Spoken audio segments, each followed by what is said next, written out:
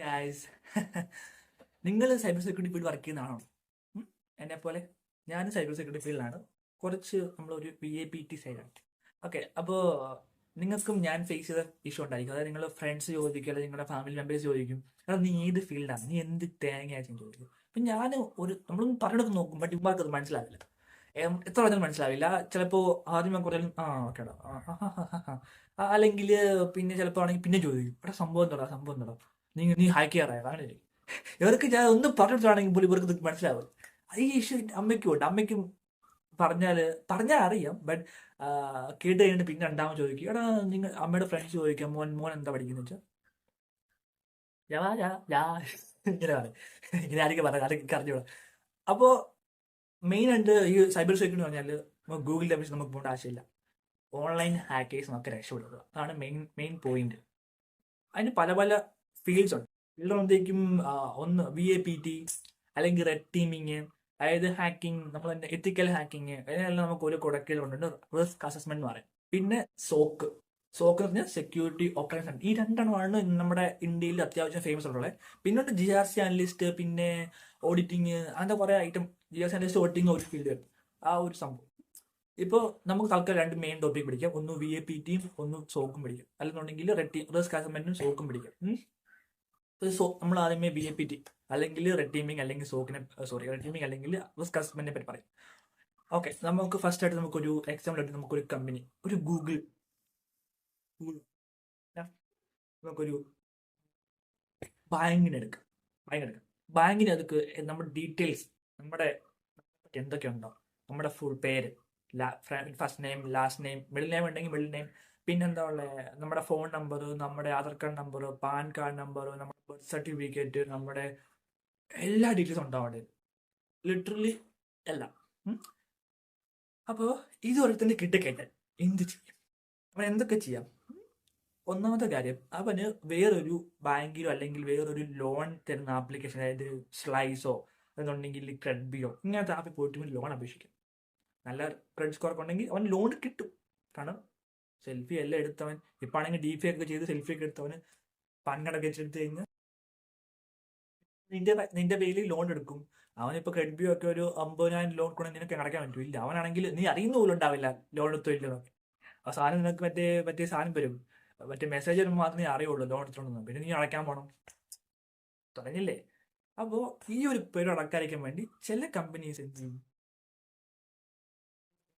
ചില കമ്പനീസ് എന്താണ് പറയുക, നമ്മളൊരു സെക്യൂരിറ്റി കംപ്ലൈൻസ് നടത്തുന്ന കമ്പനി, അതായത് ഇപ്പം ഞാൻ വർക്ക് ചെയ്യുന്ന കമ്പനിയുടെ കമ്പനിയിൽ അവർ വന്ന് ക്ലയൻ്റ് ആയിട്ട് വന്നിട്ട് പറയും, ഞങ്ങളുടെ കമ്പനി ടെസ്റ്റ് ചെയ്യണം, ഞങ്ങൾക്ക് ഇങ്ങനെ ഫയർവാൾ ഉണ്ട്, റൗട്ടർ ഉണ്ട്, ഞങ്ങൾക്ക് സെക്യൂരിറ്റി ഡിവൈസ് കുറച്ചുണ്ടെന്ന് പറയും, web application, Android device, Android apps, iOS app ഉണ്ട്. അപ്പോൾ ഇതെല്ലാം നിങ്ങൾ ടെസ്റ്റ് ചെയ്യണം.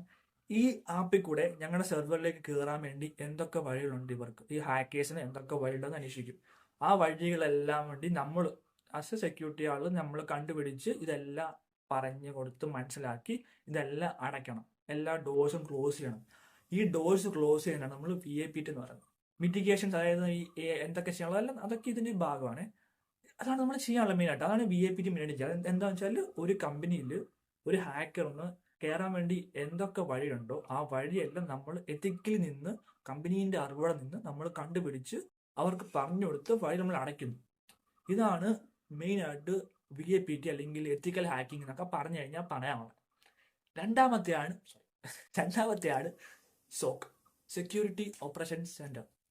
കേൾക്കാൻ കുമ്പില്ലേ, ശലം കുമ്പ എത്തിക്കൽ ഹാക്കിങ്. ഓക്കെ, സെക്യൂരിറ്റി ഓപ്പറേഷനിൽ എന്താ ചെയ്യുന്നത് വെച്ച് കഴിഞ്ഞാൽ, ഒരു പേയ്മെന്റ് ഗേറ്റ് വേ, അതായത് റാസ്റോ പേയോ അല്ലെന്നുണ്ടെങ്കിൽ ഏതെങ്കിലും ഒരു പേയ്മെന്റ് ഗേറ്റ് വേ, അല്ലെങ്കിൽ ഏതൊരു ബാങ്കും ആയിക്കോട്ടെ, ബാങ്കിനായിക്കോട്ടെ, അല്ലെങ്കിൽ അപ്പോൾ ഒരു ദിവസം ഇവരുടെ എന്നാ പറയുക, ഇവർക്കൊരു ഭയങ്കര DDoS അറ്റാക്ക് എന്ന് പറഞ്ഞാൽ എന്താ, ഒരു 100 കണക്കിന് അല്ലെങ്കിൽ 10,000 കണക്കിന് ബില്യൺസ് ഓഫ് കണക്കിന് കമ്പ്യൂട്ടേഴ്സ്, റിസോഴ്സുള്ള ഹാക്കേഴ്സ് ഒക്കെ ആണെങ്കിൽ, അല്ലെങ്കിൽ വെൽ ഫണ്ടഡ് ആയ ആൾക്കാർക്ക് ആണെങ്കിൽ 100 കണക്കിന് അല്ലെങ്കിൽ 10,000 കണക്കിന് കമ്പ്യൂട്ടേഴ്സ് വന്ന് ഒരു സെർവറിനെ ഒരു വെബ് ആപ്ലിക്കേഷൻ അറ്റാക്ക് ആണെങ്കിൽ, അല്ലെങ്കിൽ കുറേ റിക്വസ്റ്റ്, മൾട്ടിപ്പിൾ റിക്വസ്റ്റ് ആണെങ്കിൽ എന്ത് പറ്റും, ഇത്രയും റിക്വസ്റ്റ് താങ്ങാൻ പറ്റാതെ ഈ വെബ്സൈറ്റ് ഡൗൺ ആയിപ്പോയാൽ കുഴപ്പം എന്താ, അവർക്ക് നല്ല ലോസ് വരും. കാരണം ഇവരെ വിശ്വസിച്ച് കുറേ ക്ലയൻസ് ഉണ്ട്. അതായത് നമ്മളെപ്പോലെ UPI പേയ്മെന്റ് ചെയ്യുന്ന ആൾക്കാർ, ബാങ്ക് ട്രാൻസ്ഫർ ചെയ്യുന്ന ആൾക്കാർ ഇവരുടെ കുറേ ഉണ്ടാവും. ഇപ്പം ഇവർക്കെല്ലാം കൂടെ പൈസ അയക്കവരും പല മിസ്റ്റേക്ക് സംഭവിക്കും. ഇവർക്ക് നല്ല നഷ്ടമുള്ള കാര്യമാണ്.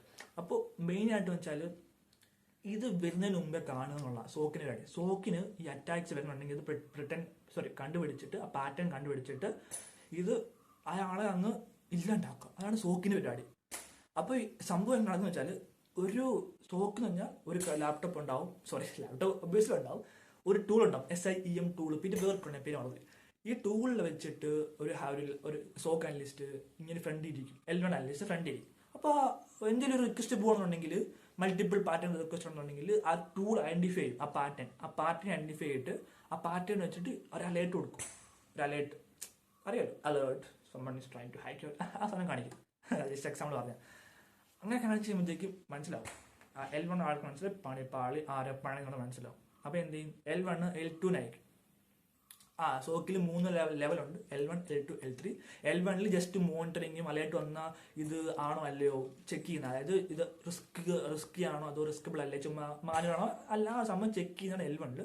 L2 കുറച്ച് അഡ്വാൻറ്റേജ് ആയിരിക്കും. L2 ചിലപ്പോൾ അത് മിറ്റിഗേറ്റ് ചെയ്യാനുള്ള, അല്ലെങ്കിൽ ചിലപ്പോൾ അത് അങ്ങനത്തെ ഹാൻഡിൽ ചെയ്യുന്ന വേണ്ടിയായിരിക്കും. പിന്നെ L3 കുറച്ച് അഡ്വാൻസ് ആയിട്ട് അത് തിരിച്ച് ആ ഹാക്കറിനെ നോക്കി പോകുക, അല്ലെങ്കിൽ തിരിച്ച് എന്തെങ്കിലും ചെയ്യാൻ നോക്കുന്നത് L3. അങ്ങനെയാണ് എൻ്റെ basic ideology. L3 high paid ആട്ടോ. അപ്പോൾ ഇതാണ് സോക്കിലെ പരിപാടി. അതായത് ഒരു അറ്റാക്ക് വരുന്നതിന് മുന്നേ അറ്റാക്കിനെ കണ്ടുപിടിച്ച് കമ്പനിക്ക് ഇഷ്യൂ ഉണ്ടാകാതിരിക്കുന്ന രീതിയിൽ അതിനെ മാറ്റുന്നു. അറ്റാക്ക് തള്ളിക്കളയോ മാറ്റിപ്പിടിക്കുകയോ അല്ലെന്നുണ്ടെങ്കിൽ കളയോ, അറ്റാക്കിനെ ത്രെട്ട് കണ്ടുപിടിച്ചിട്ട് ആണ് സോക്കിന്റെ പരിപാടി. അപ്പോൾ സോക്കിലാണ് ഏറ്റവും കൂടുതൽ ഹാരിങ് നടക്കുന്നത്. VIP റെറ്റിംഗ് ഹസ്ബൻഡിൽ ഭയങ്കര ഹാരിങ് കുറച്ചായിരിക്കും. നല്ല സ്കില്ലുള്ള ആൾക്കാരെ കൂടുതൽ പ്രിഫർ ചെയ്യുള്ളൂ. ഭയങ്കര ടൈറ്റ് കോമ്പറ്റീഷനുള്ള ഏരിയയാണ്, കാരണം എല്ലാവർക്കും ഹാക്കിംഗ് ഉൾപ്പെടുന്നുണ്ട്. ബട്ട് സോക്ക് അത്രയ്ക്ക് ഒരു ഗ്രോത്ത് ഇല്ലാത്തൊരു ഫീൽഡാണ്. അല്ലെങ്കിൽ പിന്നെ L3 എത്തുവാണെങ്കിലാണ് സെയിം പരിപാടി, അതായത് ഒരു ഹാക്കർ ചെയ്യുന്ന പരിപാടി, എത്തിക്കൽ ഹാക്കിംഗ് ചെയ്യുന്ന പരിപാടി L3 ആൾക്കാർക്ക് ചെയ്യാൻ പറ്റുന്നൊക്കെ ഞാൻ കേട്ടുണ്ട്, എനിക്കറിയില്ല. അപ്പോൾ ഈ ഒരു കാര്യം ഇത്രേ ഉള്ളൂ സംഭവം. ഇതിനകത്തൊന്നും നോൺ ടെക്നിക്കലായിട്ട് പറയാൻ പറ്റത്തില്ല. ഇനിയിപ്പോൾ എന്തെങ്കിലും നോൺ ടെക്നിക്കൽ ഞാൻ ഉപയോഗിച്ചിട്ടുണ്ടെന്ന്, പക്ഷേ ടെക്നിക്കലായിട്ടുള്ള വേർഡ്സ് ഉപയോഗിച്ചിട്ടുണ്ടെങ്കിൽ നിങ്ങളത് താഴെ കമൻറ്റ് ചെയ്യുക. ഞാൻ ആ കമൻറ്റ് ചെയ്യുമ്പോഴത്തേക്ക് താഴെ ഞാൻ നോൺ ടെക്നിക്കൽ അല്ലാത്ത വേർഡ്സ്, നോൺ ടെക്നിക്കൽ ആയ വേർഡ്സ് അങ്ങനെ മലയാളത്തിലേക്ക് അങ്ങനെ മാറ്റി തരുന്നതായിരിക്കും പറയാം. അപ്പോൾ ബൈ ഗൈസ്.